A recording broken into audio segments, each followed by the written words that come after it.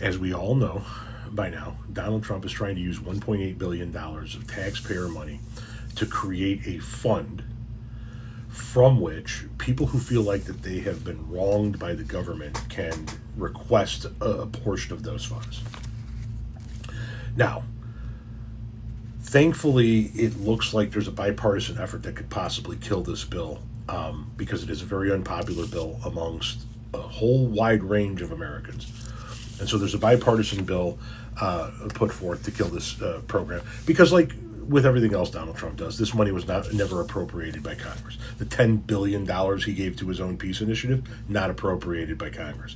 The $1.77 billion to create this fund, not appropriated by Congress. So hopefully, the creation of this bill, or of this fund, gets squashed.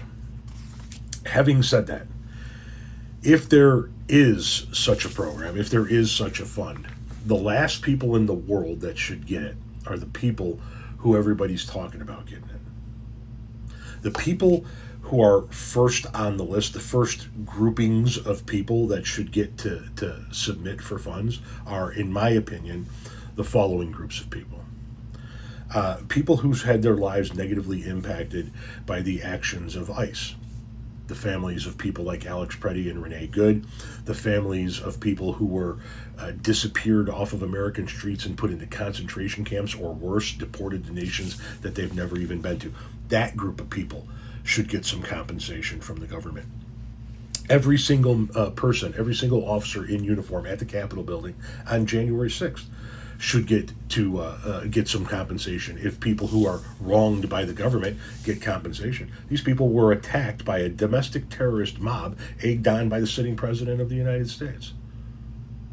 Or how about women who have lost their medical privacy in this country in, a dozen states, and therefore are facing draconian measures that are going to force them to become broodmares for the state?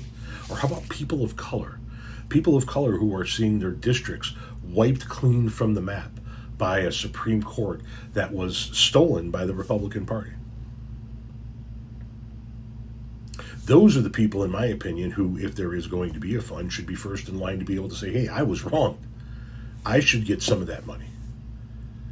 Not the people who kidnapped people off the streets, not the ICE agents who wear masks while they murder American citizens, not the legislators or the friends of the legislators who had their personal lives investigated based on their corrupt connections to this administration or this president when he was in between terms.